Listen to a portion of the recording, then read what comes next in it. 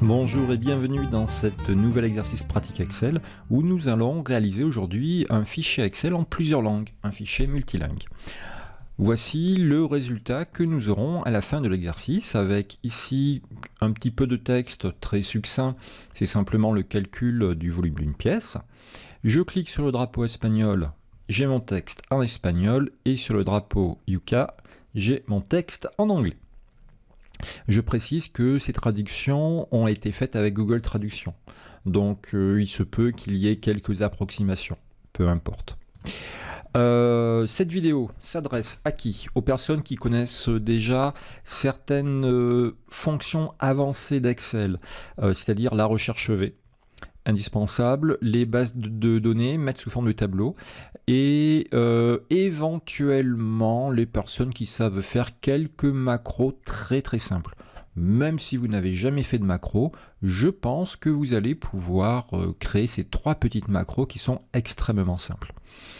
Dans cette vidéo, nous allons également aborder quelques fonctions un peu particulières et assez mal connues des images et des formes automatiques. Surtout les formes automatiques, on va faire des formules à l'intérieur. Vous allez voir, c'est pas mal parce que quand je change de langue, la langue change également ici, dans mon image. Ok, pour suivre cet exercice, il vous faut les fichiers. Eh bien, vous allez pouvoir télécharger une archive dont le lien se trouve juste en bas de la vidéo. Vous la téléchargez, vous la dézippez et vous aurez ceci. Les drapeaux sont issus de Wikipédia, libre de droit. L'image de la pièce est issue de Pixabay, également libre de droit. Vous aurez le fichier de départ qui est ici, au format XL. Et vous avez ici la correction au format XLSM contenant des macros. Ben écoutez, on est parti. Allez hop, voici le fichier de départ avec une feuille multilingue où il y a déjà de la mise en forme qui est faite. Je ne veux pas consommer du temps à faire des cellules fusionnées dans ce niveau de difficulté Excel.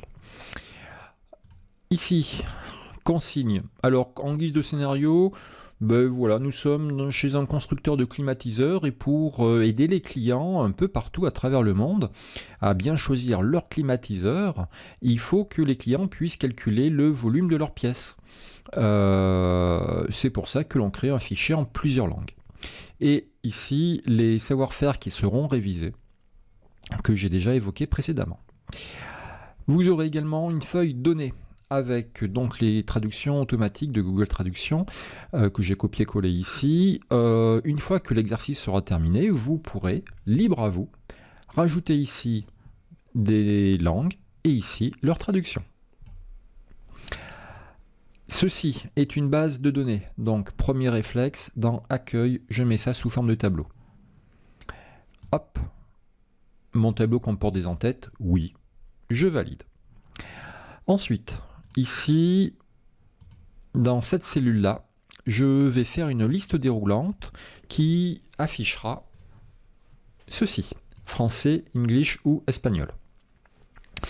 Oui, j'ai pas mis l'accent sur le haut de espagnol parce que c'était un peu trop compliqué à retaper au clavier par la suite.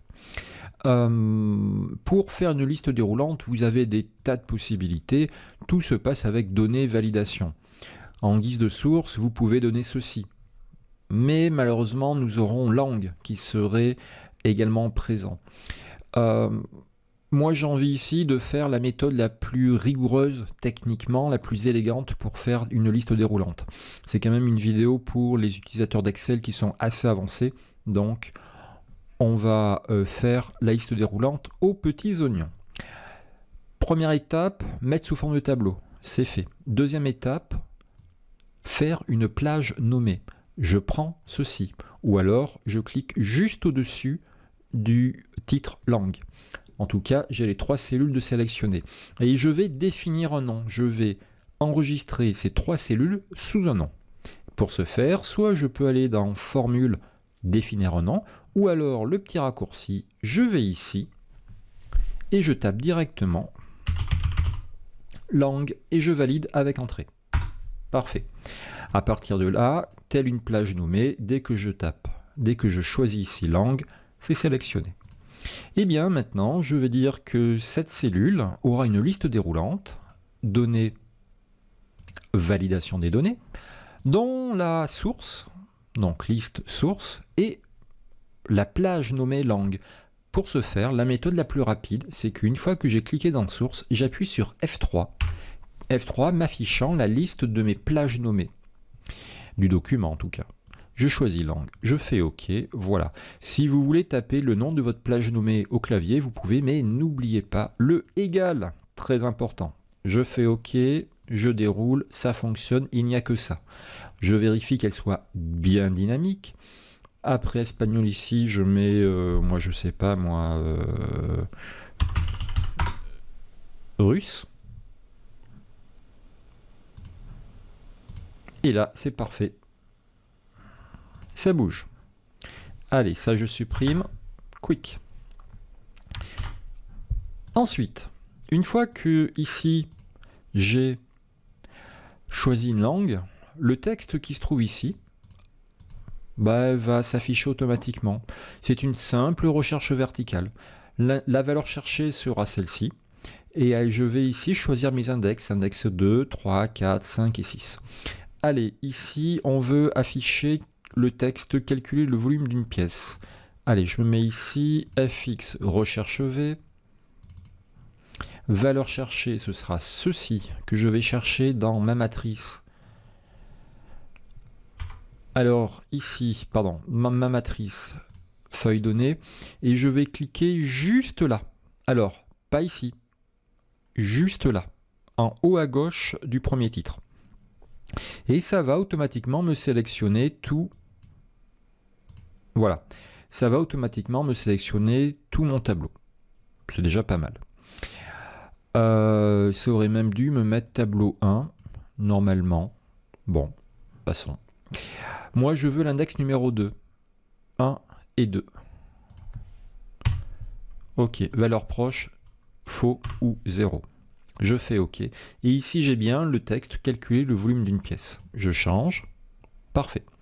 Les autres textes à afficher sont... On va utiliser la même manip, hein, la même méthode, à part que là, ce sera l'index 3, l'index 4, l'index 5 et l'index 6. Longueur, largeur, hauteur et volume que nous allons afficher. Voilà, comme il faut être assez feignant avec Excel, je prends ici...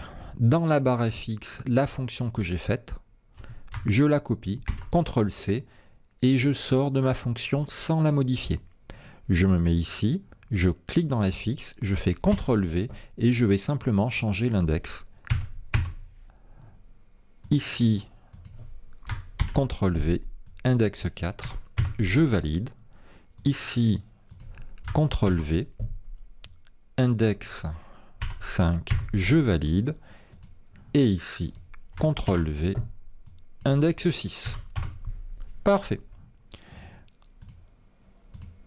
Ouais. Ça fonctionne. Allez, on va faire la multiplication quand on y est. Égale longueur fois largeur fois hauteur. Pourquoi j'ai mis plus, moi? N'importe quoi. Voilà. Alors l'unité, peu importe, un mètre, pouce, centimètre, hein, là c'est lorsque l'on tape qu'on a l'unité que l'on désire. Alors, ça c'est déjà pas mal, mais ce que j'aimerais c'est ici avoir des petits drapeaux. C'est avoir 3 petits drapeaux pour... Non, avant de faire les drapeaux, je vais plutôt mettre mon image ici. D'ailleurs, j'avais laissé... J'avais pas fait le nettoyage en entier, j'avais laissé un petit bloc de texte source Pixabay. Peu importe. Je vais mettre ici l'image de la pièce. Insertion, image. On va faire un tour sur le bureau. On va faire un tour dans... Hop. Et je vais prendre ici. Toc, mon image. Ok, on l'agrandit un peu. Je trouve l'image trop sombre. Dans Outils Images, j'ai ici des corrections et je vais ici augmenter, ouais, même 40%. C'est peut-être un peu trop. Clic droit, format d'image.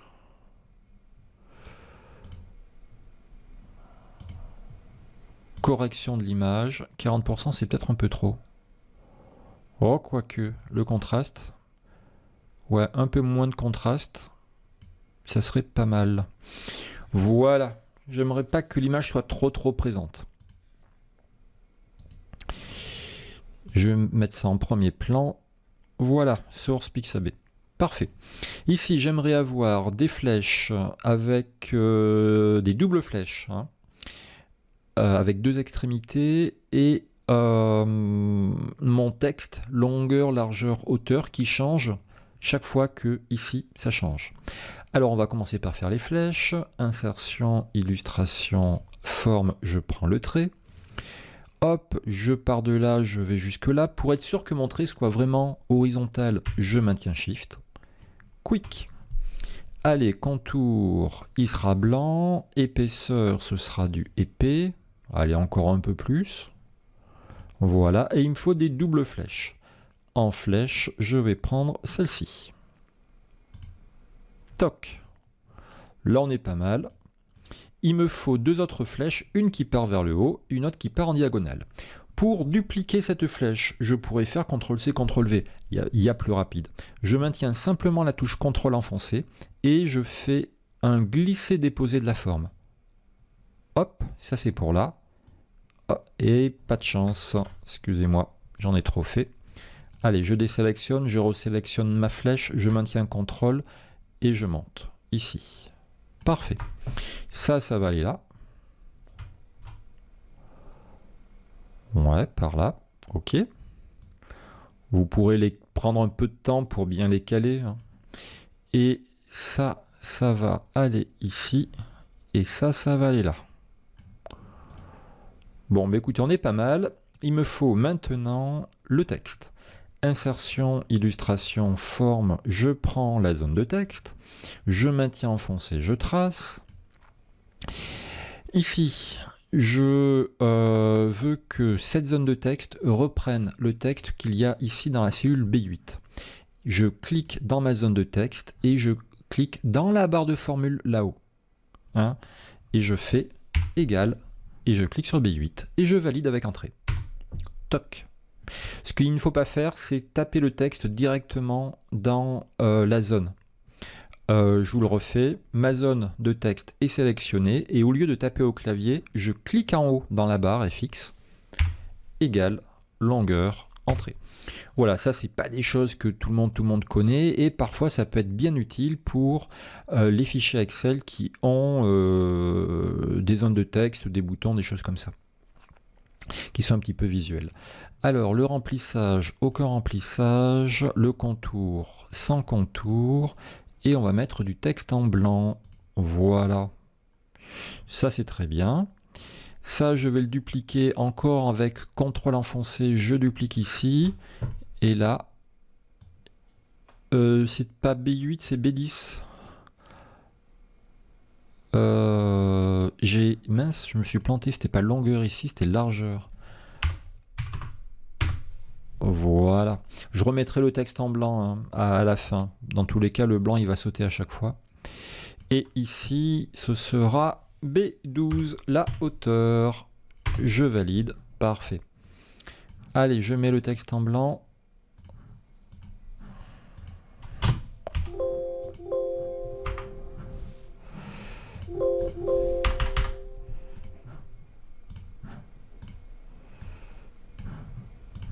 Ok. Là, on est pas mal. Suspense. Je me mets en espagnol. Parfait, tout change.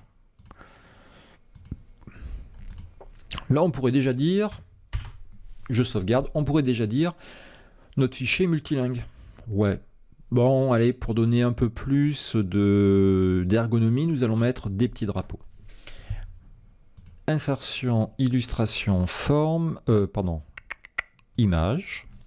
Je vais prendre mes 3 petits drapeaux, je fais insérer, et voici mes 3 petits drapeaux. Alors, les 3 drapeaux sont sélectionnés, je vais d'emblée leur imposer une certaine hauteur. Vu qu'ils sont tous les 3 sélectionnés, je vais ici dans Outils Images, et là dans Hauteur, je vais mettre 2 cm. Je valide au clavier. C'est peut-être encore un peu beaucoup, donc ici je vais réduire petit à petit. Allez, 1,5 ça suffira. Parfait. Allez, on va commencer. France. Ça va là. Et ça va là. Parfait. On est pas mal. Par contre, il faudrait que mes images soient bien alignées et réparties. Volontairement, je vais descendre un petit peu le drapeau espagnol pour bien que l'on voie les alignements. Alors, pour vérifier que mes images soient bien alignées et réparties, je les sélectionne toutes les 3 avec Shift. Et après, dans Outils Images, ici, je vais, petit 1, les aligner sur le bord le plus supérieur de la sélection. Quick, parfait. Et ensuite, je vais distribuer l'espace entre les formes horizontalement. Et hop, et voilà. Et là, nous avons 3 objets parfaitement alignés, parfaitement répartis. Allez, un petit coup de CTRL-S. Il ne me reste plus maintenant qu'à faire 3 macros. Lorsque je vais affecter à mes 3 drapeaux, lorsque je cliquerai sur le drapeau français, la macro FR se lancera et elle ira ici taper au clavier le texte français. Il ne faudra pas oublier la cédille. Quand on cliquera sur le drapeau espagnol, il y aura écrit, enfin je taperai au clavier le mot ici espagnol. Allez, on est parti. Toc, CTRL-S. Il me faut mon enregistreur de macro. Et ben, je n'ai pas ici l'onglet développeur d'afficher sur ce PC. Je vais donc aller dans Fichier, Options, personnaliser le ruban. Et ici, je vais cocher développeur. Je fais OK, même si j'aurais pu m'en dépatouiller sans. Je préfère travailler avec l'onglet développeur. Me voici, avec développeur. Je fais enregistrer une macro. La macro s'appellera FR. Elle sera enregistrée dans ce classeur. Description, je mets rien. Je fais OK. Je vais cliquer ici et je vais mettre français et je valide. Et c'est tout. Je stoppe la macro. Arrêter l'enregistrement. Je fais maintenant la macro Espagne. Enregistrer une macro. Le nom ES. Toujours dans ce classeur. Je fais OK. Et ici, je vais taper espagnol et je valide. Ah, ben je me suis planté. Alors, j'arrête la macro. Oui, espagnol sans, voilà, sans G, Philippe. Bravo, merci. OK. Allez, je refais. Alors, du coup, la macro, hop. La macro ES est par la poubelle. Voilà. Et on est reparti. Enregistrer macro ES. Je fais OK. Je clique dans la cellule B4. Voilà. Parfait. Et je stoppe la macro. Allez, une petite dernière. Cette fois-ci, il faudra marquer le mot English. Allez, on est parti. Enregistrer la macro. Ça sera la macro EN. Toujours dans ce classeur, je valide. Il n'y a que 2 étapes dans ces macros. Première étape, je clique sur B4. Deuxième étape, je tape le texte qui convient. Et je valide. C'est fini. Arrêtez la macro. Parfait. Alors maintenant, clic droit sur le drapeau français, affecter une macro et je vais affecter la macro FR. OK, clic droit sur le drapeau espagnol, affecter une macro ES. Clic droit, affecter une macro EN, je valide. Et, aux surprises, tout fonctionne. Même ici, dans mon image. Eh bien, écoutez, c'est parfait ça. Attention, nous sommes ici avec des macros. Nous sommes dans un fichier au format XLSX. Et malheureusement, le format par défaut XLSX n'aime pas les macros. C'est pour ça qu'on va s'empresser de faire fichier enregistré sous.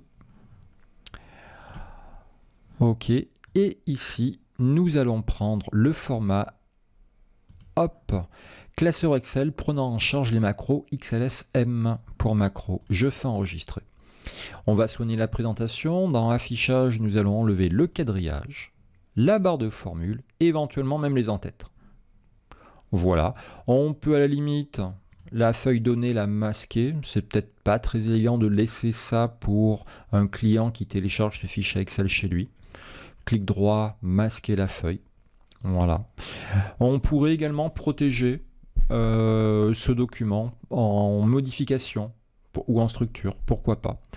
Je vous laisserai le faire si ça vous chante. En tout cas, notre fichier est opérationnel.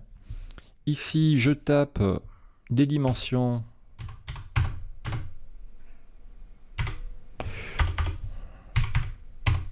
Ça fonctionne.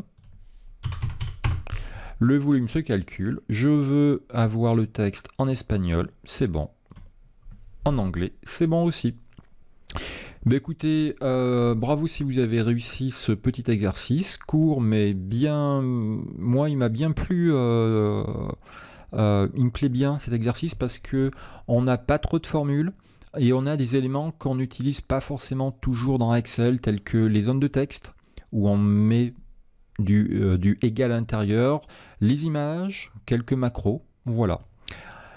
Bravo encore si vous avez réussi. N'hésitez pas n'oubliez pas qu'aucune vidéo ne remplacera une vraie formation avec un formateur ou une formatrice qui pourra vous écouter, vous observer, vous corriger et vous motiver. Si cette vidéo vous a plu, vous pouvez vous abonner à la chaîne. Très important pour la chaîne également, si cette vidéo est intéressante, si vous l'avez trouvée bien faite, vous cliquez sur le petit pouce.